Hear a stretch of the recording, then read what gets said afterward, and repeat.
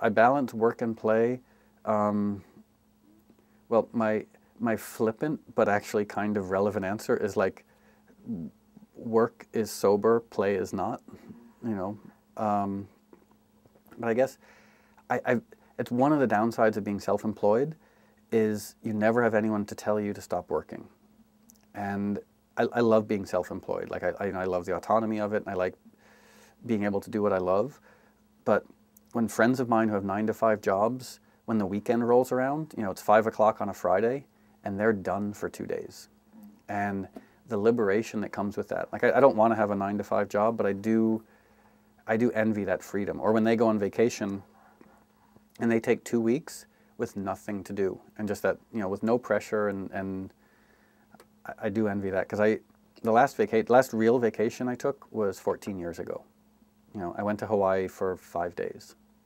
So I don't know, I think I need a life coach to sort of teach me how to have a life outside of work. Because even when I'm not working, I'm thinking about work. Or if I do try and take some time off, then that old sort of like Calvinist waspy guilt creeps in, and I start feeling guilty about the fact that, you know, I'm in a canoe instead of in my studio. I love drugs, but they're so bad for me that I can't take them. I mean, it does sort of bother me that, you know, we can map the human genome and we can put a man or a person on the moon, but we can't invent recreational drugs that are good for you. You know, I just don't, you know, why can't some scientists somewhere, I guess there was Alexander Shilkin, he was a drug researcher, so he did sort of invent different, I guess, chemical isotopes that were intense psychedelics that weren't that bad for you.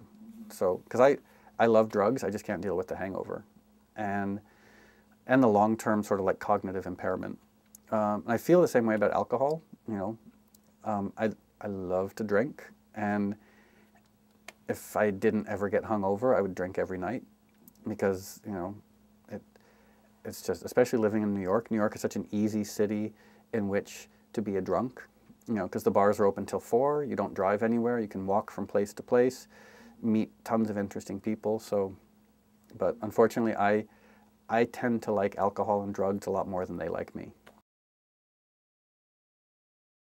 I've never made any music under the influence of drugs or alcohol. I tried, and it was terrible. Like, I remember one night 10, 15 years ago, I came home and I was drunk. I was like, I'm going to write a song and see what it's like, and, you know, to write a song while drunk, and it was just bad.